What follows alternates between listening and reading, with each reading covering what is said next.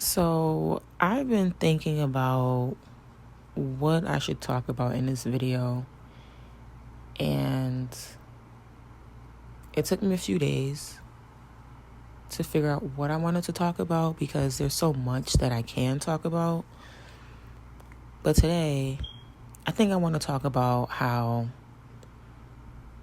performative a lot of, I'll say us, can be, and how draining that can be.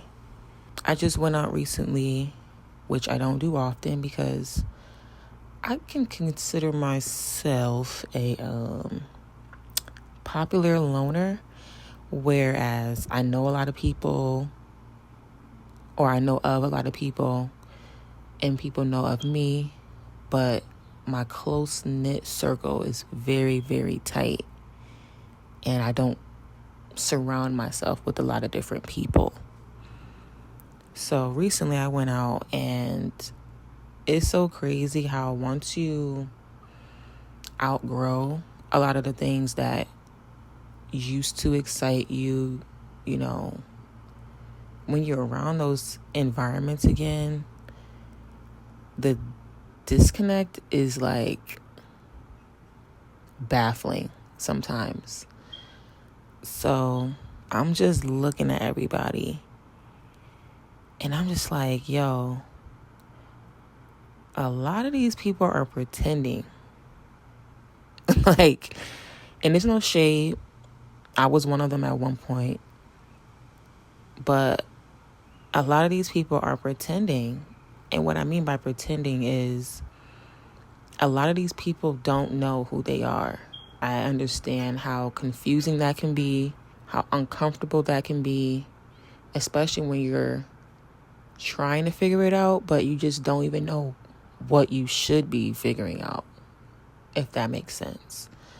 So I really empathize with those people because, like I said, I was one of them. I was one of them for a long time. And even as a child, I always felt kind of like out of place, even with my group of friends, because I had a lot more friends back then. I never really felt truly comfortable because I always felt almost misplaced.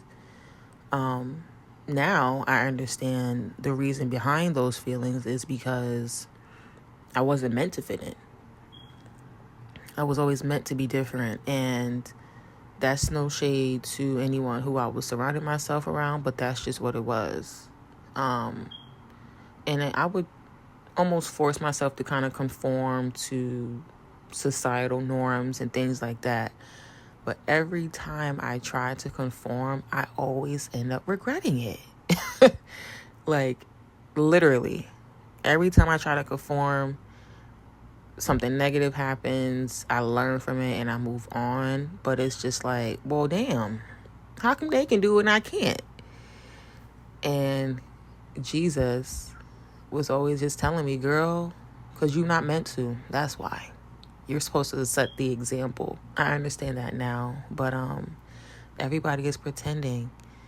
I'm sure there's, an exclusion to the rule for some people like myself, because I was just there just to be there. I was invited out, and I was just like, you know what?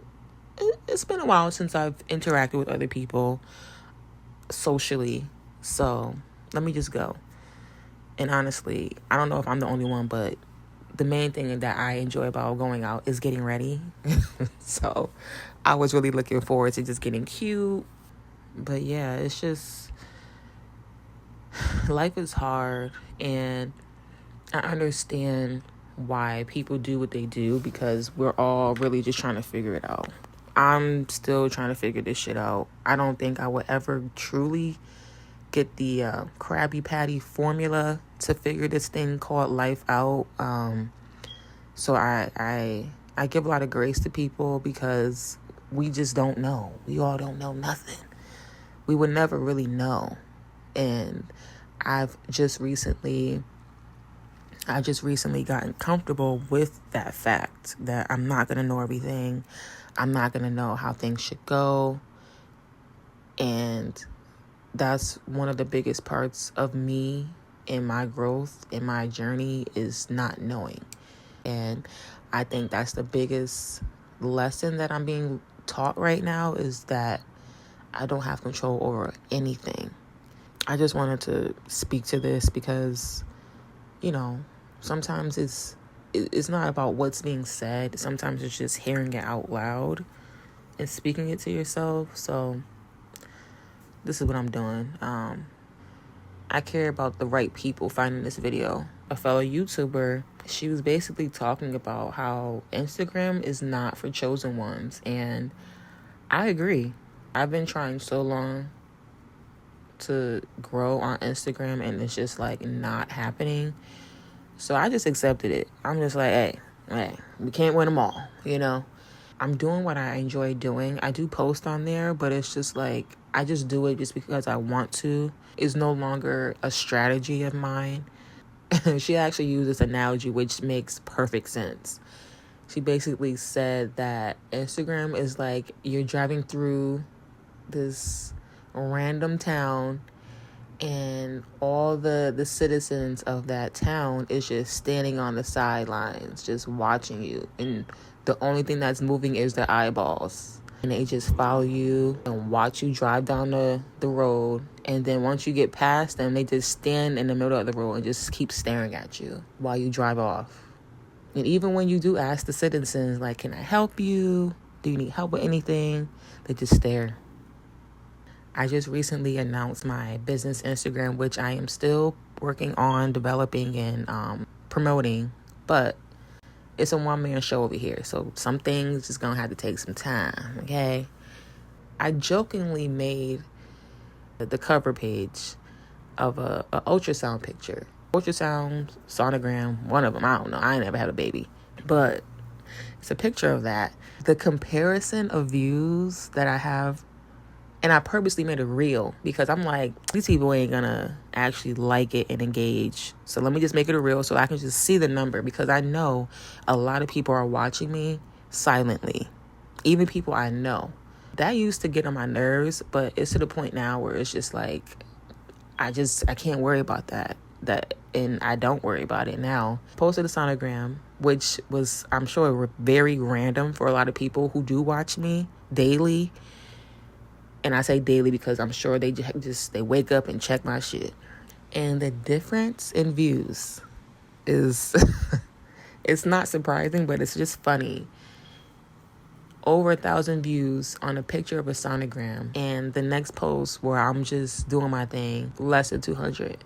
And that just goes to show Instagram is really filled with monitoring spirits who want to know your business, who look forward to drama and tea and just shit that really shouldn't matter. I just really miss the days when Instagram was for creatives to just post whatever inspires them. Now it's all about looks and how you're perceived and pretending like that where I went. Like, it's all about a look, and I struggled with trying to find my way, and I realized once again I'm not meant to fit in. So that's why I do gravitate towards YouTube. I'll say TikTok too, but specifically talking about YouTube because I'm posting a video on here. But YouTube, I'm thankful that YouTube has most of its integrity still from when it started, because YouTube embraces individuality and creativity, and those are the things that motivate me and inspire me, because nowadays everybody is just trying to just fit in, and I did that and it never worked for me. So I'm okay with not being fitted in, So I just wanted to just talk to you guys because I haven't really done that in this form in a while. Here I am making candles, doing what I actually enjoy. I do enjoy making other things other than candles, but I started off this journey with making candles. Actually, hand sanitizer, but that's for another day, another story, because I don't want to take too much of your time. I just wanted to say that I see you, whoever you are that is struggling with trying to understand where you fit in this world. And I understand that it can be frustrating at times when you don't really know what you're doing. But I'll just tell you that embrace the uncomfortable seasons of your life, because those seasons are the ones that teach you the most for your life. So I appreciate you taking the time to watch this video and to listen to me talk. And I will catch you all in the next one. Bye.